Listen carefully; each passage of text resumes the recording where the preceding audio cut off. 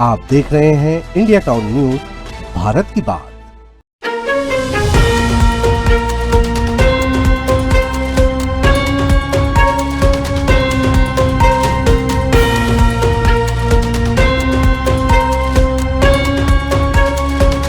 नमस्कार, आप देख रहे हैं इंडिया टाउन न्यूज और मैं हूं आपके साथ सुधीर मिश्रा। स्वागत है आपका हमारे नेशनल बुलेटिन में। खबरों में आगे बढ़ने से पहले नजर डालते हैं आज की खास सुर्खियों पर। किश्तवाड़ में बड़ी कार्रवाई, जैश ए मोहम्मद से जुड़े 2 आरोपी पकड़े गए, नेटवर्क के खुलासे में जुटी पुलिस। भारत ने चीनी निर्यात को रोका, सरकार का बड़ा फैसला, घरेलू सप्लाई बढ़ाने की कोशिश।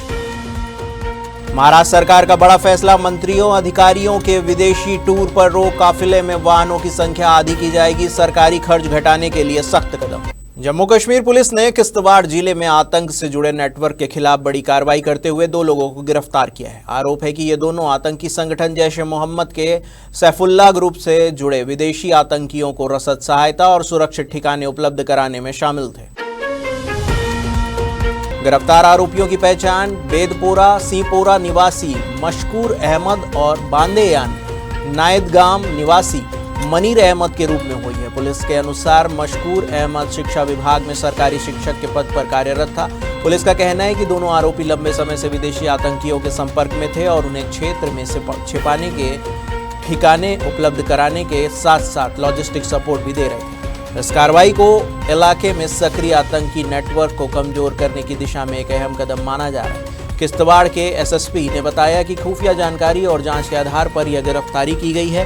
प्रारंभिक पूछताछ में कई अहम जानकारियां सामने आई हैं, जिसके आधार पर अन्य सहयोगियों और पूरे नेटवर्क की जांच जारी है। पुलिस अब यह पता लगाने में जुटी है कि इस मॉड्यूल में और कौन लोग जुड़े हो सकते हैं, ताकि पूरे नेटवर्क की पूरी तरह से खुलासा किया जा सके। केंद्र सरकार ने देश में चीनी की उपलब्धता और कीमतों को नियंत्रित रखने के लिए बड़ा फैसला लिया है। सरकार ने एक नोटिफिकेशन जारी कर चीनी के निर्यात यानी कि एक्सपोर्ट पर तत्काल प्रभाव से रोक लगा दी है। यह प्रतिबंध 30 सितंबर 2026 तक या अगले आदेश तक लागू रहेगा।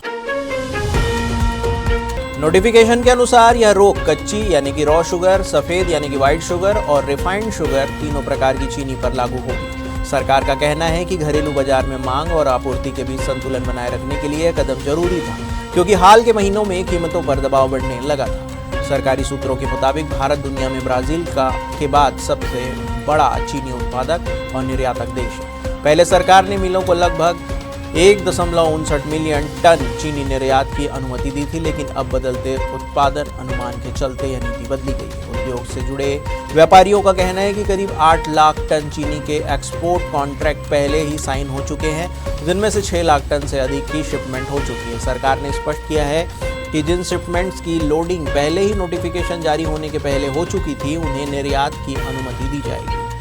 हालांकि आपको बता दें कि सरकार ने इस फैसले का सीधा असर अंतर्राष्ट्रीय चीनी बाजार और घरेलू थोक कीमतों पर देखने को मिल सकता है। अगली खबर महाराष्ट्र से है, जहां पर राज्य में वित्तीय अनुशासन और ईंधन विदेशी मुद्रा बचत को बढ़ावा देने के लिए मुख्यमंत्री देवेंद्र फडणवीस ने बड़ा प्रशासनिक फैसला लिया है। बुधवार को हुई 2 उच्च स्तरीय बैठकों के बाद राज्य सरकार ने मंत्रियों और वरिष्ठ अधिकारियों के सभी पहले से तय विदेश दौरों को तुरंत प्रभाव से रद्द करने के आदेश जारी कर दिए। आपको बता दें कि सरकारी सूत्रों के अनुसार प्रशासनिक कार्यों का स्टडी टूर के लिए प्रस्तावित सभी आगामी अंतर्राष्ट्रीय यात्राएं अब रोक दी गई है। इस कदम का उद्देश्य राज्य के खजाने पर पड़ने वाला अतिरिक्त बोझ कम करना और सरकारी खर्चों में कटौती सुनिश्चित करना बताया गया है। यह निर्णय प्रधानमंत्री नरेंद्र मोदी की उस अपील के बाद आया, जिसमें उन्होंने ईंधन की खपत कम करने और अनावश्यक खर्चों से बचने की बात कही थी। इस संदर्भ में मुख्यमंत्री ने मुख्य सचिव, पुलिस महानिदेशक और अन्य वरिष्ठ अधिकारियों के साथ बैठक कर कई सख्त निर्णय लिए। सरकार ने यह भी तय किया है कि मंत्रियों के काफिलों में वाहनों की संख्या तत्काल प्रभाव से आधी कर दी जाएगी। इसके अलावा मंत्रियों और अधिकारियों को मेट्रो या अन्य सार्वजनिक परिवहन के उपयोग को बढ़ावा देने के निर्देश भी दिए गए। पहले चरण में कम से कम 1 दिन सार्वजनिक परिवहन का उपयोग करने की सलाह दी गई है। इसी बीच महाराष्ट्र विधानसभा में विधायकों के जापान स्टडी टूर को भी रद्द कर दिया गया है, जिसकी पुष्टि विधानसभा अध्यक्ष राहुल नार्वेकर ने की है। केरल में मुख्यमंत्री पद को लेकर लंबे समय से चल रही अटकलों पर अब विराम लग गया है। कांग्रेस पार्टी ने गुरुवार को प्रेस वार्ता के दौरान वीडी सतीशन के नाम को मुख्यमंत्री पद के लिए घोषित कर दिया। दरअसल 4 मई को आए चुनाव परिणामों के बाद से ही राज्य में नेतृत्व को लेकर राजनीतिक हलचल तेज थी।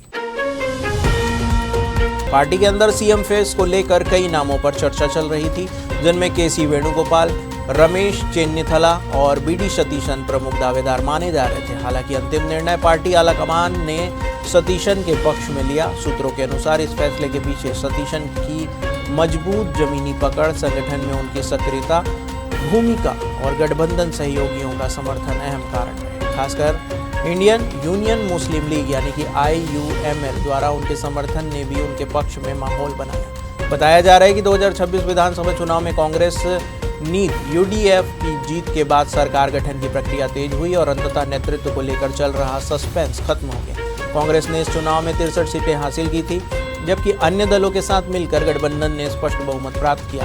LDF के 10 साल के शासन के बाद सत्ता परिवर्तन को एक बड़ा राजनीतिक बदलाव माना जा रहा है। अब सभी की नजरें इस बात पर टिकी हुई है कि नई सरकार का शपथ ग्रहण कब होगा और कैबिनेट में किन चेहरों को जगह मिलेगी। पश्चिम बंगाल की पूर्व मुख्यमंत्री ममता बनर्जी गुरुवार सुबह एक बिल्कुल अलग अंदाज में नजर आई। विधानसभा चुनाव में हार के बाद पहली बार ममता दीदी सफेद साड़ी के ऊपर काला कोट पहने और वकीलों की निर्धारित पोशाक में कलकत्ता हाई कोर्ट के मुख्य द्वार से अंदर दाखिल हुई। राजनीति और कानून का यह अनोखा मेल तब दिखता है जब वह चुनाव के बाद हुई हिंसा से जुड़े मामलों की सुनवाई के लिए खुद वकील के रूप में अदालत पहुंची। मिली जानकारी के अनुसार 12 मई को तृणमूल कांग्रेस की ओर से चुनाव के बाद हुई हिंसा को लेकर एक जनहित याचिका दायर की गई थी। इस मामले की गंभीरता को देखते हुए मुख्य जस्टिस सुजॉय पॉल और जस्टिस पार्थ सारथी सेन की खंडपीठ ने तत्काल सुनवाई का फैसला किया था। सुबह करीब 10 बजे ममता बनर्जी के साथ मंत्री चंद्रिमा भट्टाचार्य और वरिष्ठ नेता कल्याण बनर्जी भी मौजूद थे। वह सीधे अदालत के भीतर वकील के रूप में खड़ी हुई, जिसे देखकर वहां मौजूद लोग दंग रह गए। आपको बता दें कि जैसे ही ममता बनर्जी वकीलों की निर्धारित पोशाक में अदालत के भीतर दाखिल हुई, वहां मौजूद लोग दंग रह गए। हालांकि उनकी मौजूदगी के दौरान कोर्ट परिसर में उनके खिलाफ चोर चोर के नारे भी लगे, जिससे माहौल काफी तनावपूर्ण हो गया था। यह पहली बार नहीं है जब ममता ने काला कोट पहना हो और इससे पहले वह सुप्रीम कोर्ट में भी एक मामले की सुनवाई के दौरान वकील की भूमिका में दलीलें पेश कर चुकी है। तो आज के हमारे इंडिया टाउन न्यूज के नेशनल बुलेटिन में फिलहाल इतना ही। मुझे दीजिए इजाजत और आप देखते रहिए इंडिया टाउन न्यूज, भारत की बात। नमस्कार।